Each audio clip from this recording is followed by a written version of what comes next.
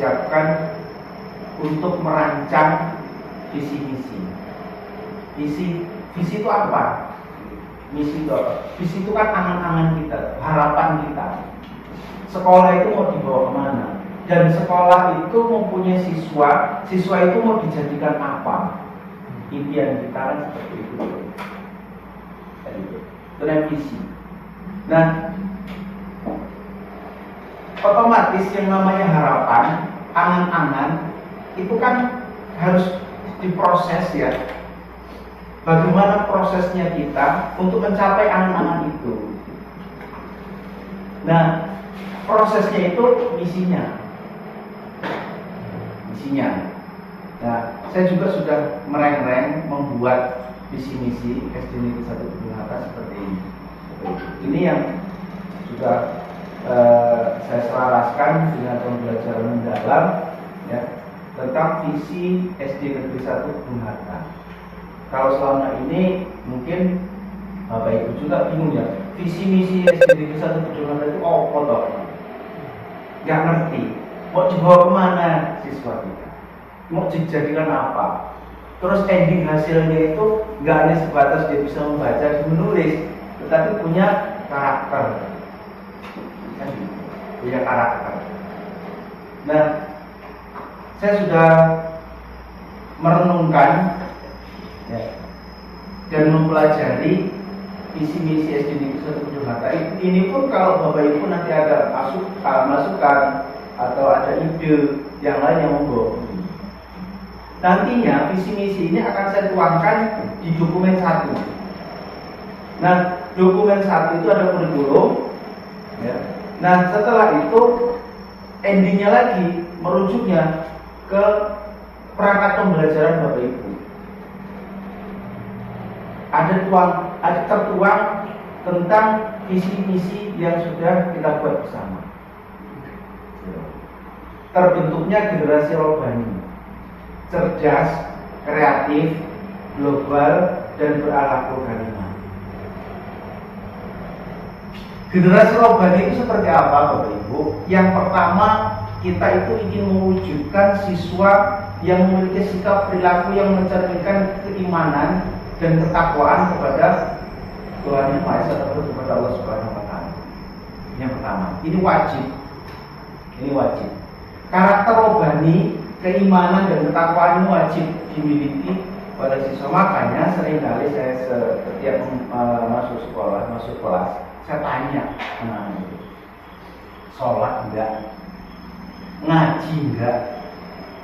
Tadi sholat subuh enggak?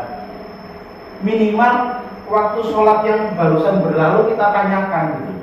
Ataupun ketika hari Sabtu kita tanya siswa itu, kemarin sholat Jumat enggak? Bagi siswa laki-laki.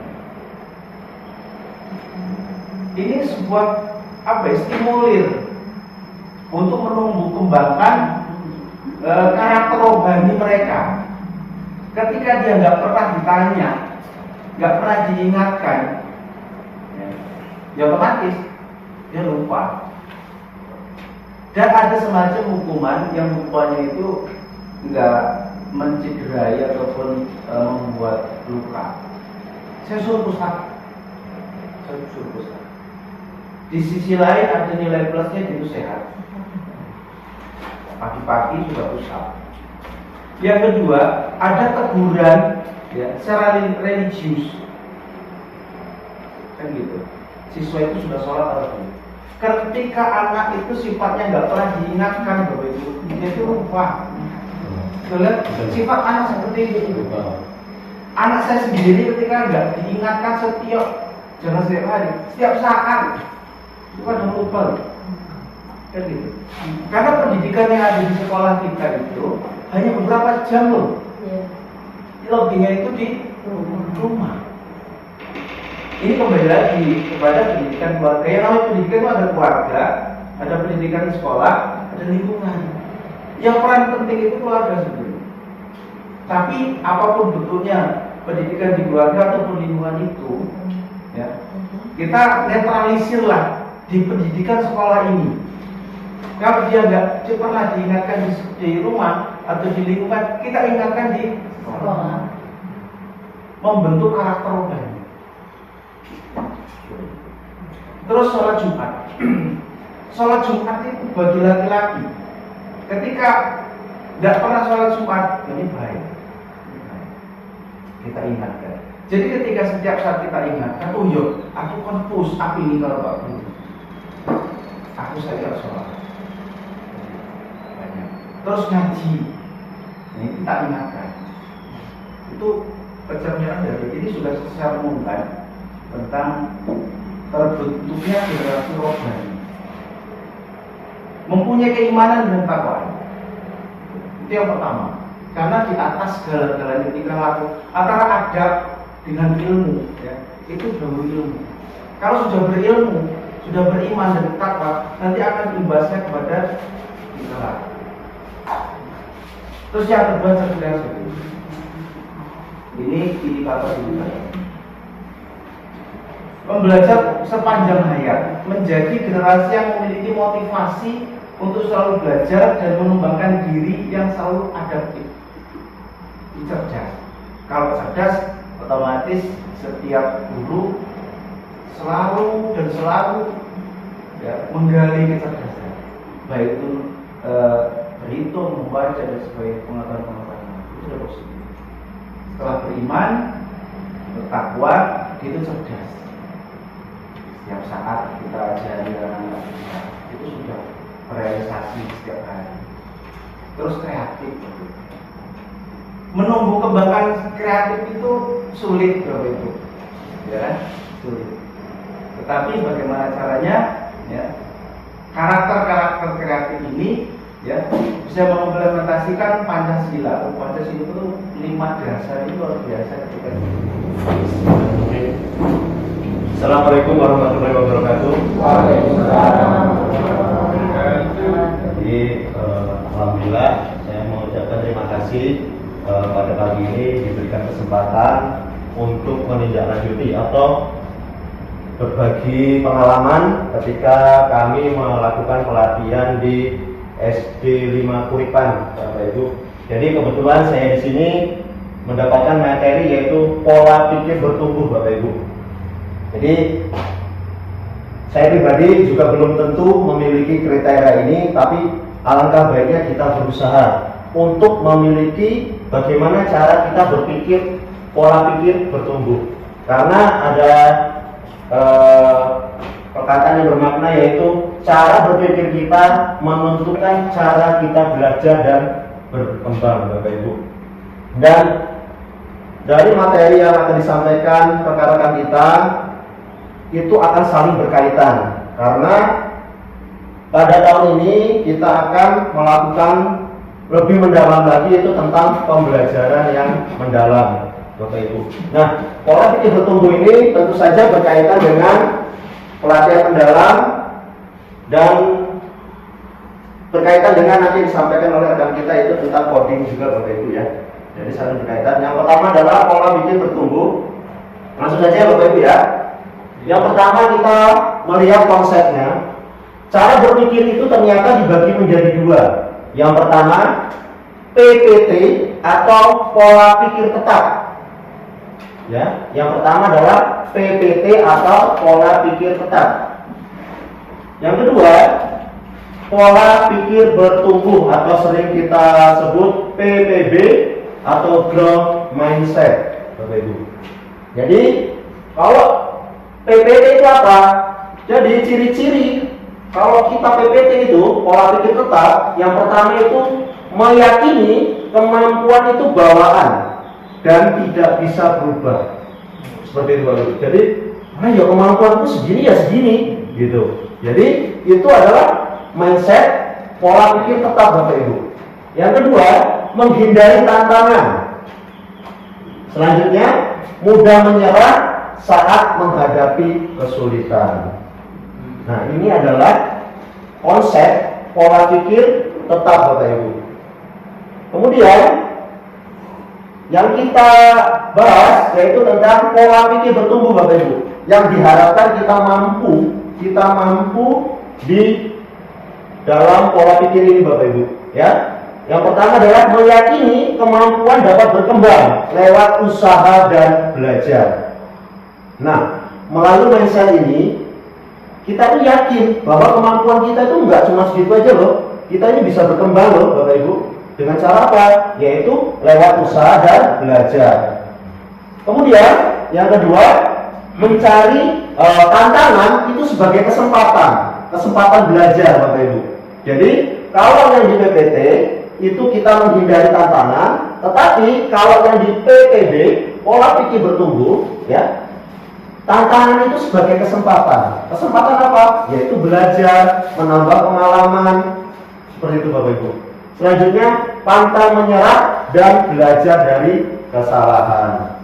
Ya, banyak yang mengatakan pengalaman itu adalah guru yang berharga. Ya, jadi ternyata itu masuk dalam pola pikir bertumbuh atau growth mindset, Bapak Ibu. Oke, lanjut ya, Bapak Ibu ya. Selanjutnya perbandingan. Kita bandingkan pola pikir PPT dengan pola pikir tetap dengan PPB atau pola pikir bertumbuh. Yang pertama, kemampuan. Kalau pola pikir kita PPT, bawaan tidak dapat dirubah. Sedangkan kalau kita berpikir secara pola pikir PPB atau bertumbuh, ternyata kemampuan itu dapat dilatih loh, dapat dikembangkan loh, seperti itu. Selanjutnya kegagalan. Kalau kita menghadapi kegagalan, kalau pola pikir kita tetap, kita akan merasa menakutkan dan akan hindari, kapok lah bahasanya. Ya, Bapak Ibu ya. Tapi kalau kita memiliki mindset bertumbuh, ternyata kegagalan itu adalah pelajaran berharga untuk memperbaiki, Bapak Ibu. Kemudian yang ketiga, tantangan, Bapak Ibu. Tantangan. Bila kita melihat tantangan dari segi PPT, itu dihindari dan dianggap hambatan. Sedangkan kalau kita berpikir dengan pola pikir bertumbuh, itu dicari sebagai peluang belajar, seperti itu. Dan selanjutnya yang menyerah, yang PPT itu mudah menyerah, sedangkan yang PPB atau pola pikir bertumbuh itu pantang menyerah dan tekun, Bapak Ibu. Ya. Lanjut Bapak Ibu. Kemudian cara kita mengembangkan diri kita supaya kita mendapatkan usaha kita untuk melatih dalam mengembangkan pola pikir bertumbuh adalah yang pertama, ubah cara pandang kita, Bapak Ibu. Yang pertama, ubah cara pandang kita. Lihat kegagalan sebagai tangga menuju kesuksesan, Bapak Ibu. Materi luar biasa, Bapak Ibu ya. Ini adalah salah satu bisa menjadi prinsip kita untuk berubah dalam berpola berpikir, Bapak Ibu. Kemudian yang kedua, fokus pada proses. Nikmati perjalanan belajar, bukan hasil akhir, tapi prosesnya yang dilihat, Bapak Ibu, bukan hasilnya. Ya, dari pola pikir bertumbuh ini yang diharapkan itu adalah kita fokus pada prosesnya, bukan hasilnya. Seperti itu. Selanjutnya, terbuka pada kritik. Ya, memanfaatkan saran untuk tumbuh dan berkembang. Jadi kita terbuka, welcome, karena kita tidak bisa merefleksi diri sendiri kecuali kita iya, saran dari teman, tolong sih kita direfleksi, saling merefleksi kan, seperti itu Bapak Ibu ya. Karena kita tidak mungkin menilai diri kita sendiri, seperti itu. Kemudian lanjutnya adalah rayakan kemajuan. Jadi hargai setiap usaha dan pencapaian sekecil apapun. Jadi yang kita capai ya itulah yang kita hargai.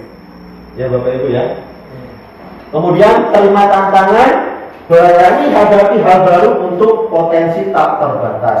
Ingat Bapak Ibu, ternyata potensi kita ini tidak terbatas.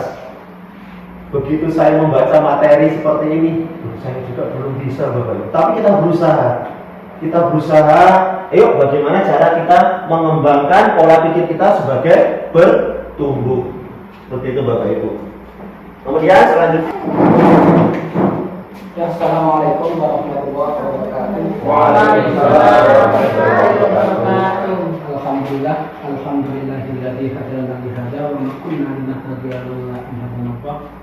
Asyhadu an la ilaha illallah wa asyhadu anna Muhammadar Rasulullah. Allahumma shalli ala Muhammad wa sallim. Teman-teman semuanya yang dimuliakan oleh Allah Subhanahu wa taala, perlu saya sampaikan, saya berdiri di sini tidak lebih pintar, tidak lebih pandai, tapi mungkin karena saya lebih dulu mengetahui tentang pembelajaran mendalam hari ini. Bapak Ibu semuanya yang berbahagia, selama saya mengikuti pembelajaran pelatihan kurikulum dari KBK, KTSP, Pakem, Paikem, terus K13, banyak yang saya ikuti. Memang saya akui lebih mengenal, lebih entah itu lebih sesuai dengan pemikiran saya atau seperti apa, tapi bentuk ini adalah bentuk yang paling pas kalau diterapkan di SDN 1 Gedung Harta. Karena apa Bapak Ibu?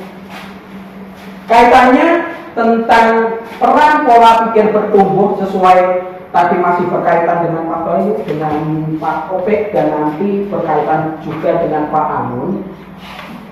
Tapi kalau saya di sini langsung ke pola pikir bertumbuh dalam pembelajaran Bapak Ibu. Kalau Pak Bayu tadi masih menyeluruh, entah itu Bapak Kepala Sekolah atau staf-staf yang lain. Akan tetapi di sini langsung fokus ke tenaga pendidiknya, ke gurunya, dan lagi nanti akan kita jabarkan ke siswanya. Jadi pola pikir bertumbuh dalam pembelajaran Bapak Ibu semuanya. Bapak Ibu karena kalau saya itu melihat kejauhan juga, kalau nggak pakai kacamata itu harus jauh, tapi kalau pakai kacamata itu harus dekat. Nah, itu sudah sebuah kendala. Tapi Pak Abdul juga pengen pola pikir bertumbuh.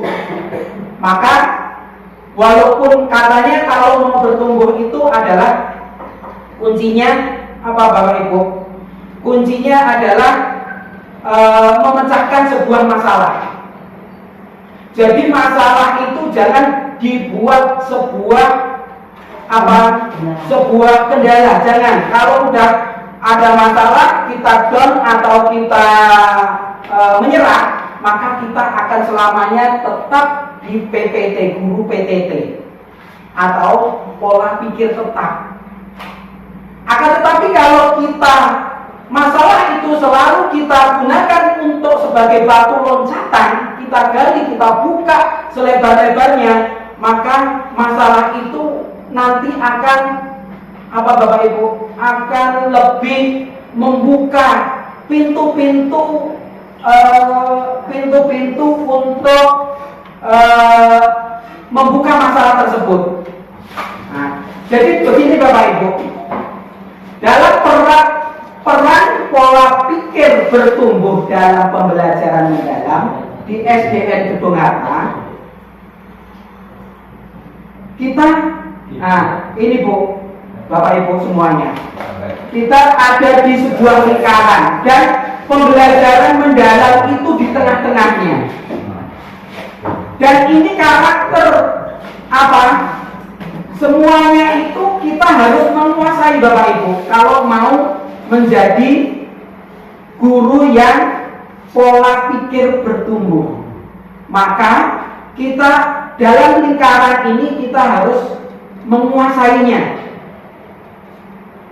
Yang pertama apa Bapak Ibu? Standar untuk sebagai guru PPB atau yang udah berubah. Yang pertama, pembelajaran mendalam itu dibagi menjadi 4 komponen Bapak Ibu, 4 prinsip. Sebetulnya setiap kurikulum juga mempunyai slogan tersendiri-sendiri dan mempunyai prinsip sendiri-sendiri. Dan di sini prinsip pembelajaran mendalam itu mempunyai slogan seperti ini, Bapak Ibu. Pembelajaran mendalam apa? Berkesadaran, bermakna, menggembirakan. Itu adalah slogannya. Prinsipnya adalah apa? Berkesadaran, bermakna, menggembirakan. Itu prinsip utama dalam pembelajaran mendalam. Akan tetapi sebelum ke situ kita gali yang pertama, yaitu dimensi profil lulusan dahulu. Dimensi profil lulusan itu memang harus tertuang dalam visi misi tadi Bapak Ibu, mau nggak mau, karena ini harus berkesinambungan. Ini juga dimensi profil lulusan tidak hanya karena kita mungkin pola pikir kita dahulu kalau yang namanya lulusan hanya kelas 6 aja ya Bapak Ibu. Oh, lulusan kelas 6 itu harus seperti ini. Nah, beli orang Bapak Ibu. Enggak. Akan tetapi dari kelas 1 naik kelas 2 harus juga mempunyai dimensi profil lulusan ini. Kelas 2 masuk kelas 3, kelas 3 masuk kelas 4, kelas 4 kelas 5, kelas 5 dan kelas 6, dan berikutnya selalu berkembang. Itu adalah berkesinambungan Bapak Ibu. Harus menguasai ini. Yang pertama adalah ketakwaan terhadap Tuhan Yang Maha Esa. Dalam mengaitkan pembelajaran ini kita juga terpadu Bapak Ibu, seperti halnya yang dikemukakan Bapak Taufik tadi. Ini tidak melulu pada ilmu agama Bapak Ibu, tidak pelajaran agama saja. Akan tetapi guru kelas juga mempunyai berkewajiban untuk menumbuh kembangkan, yaitu keimanan dan ketakwaan terhadap Tuhan Yang Maha Esa ini.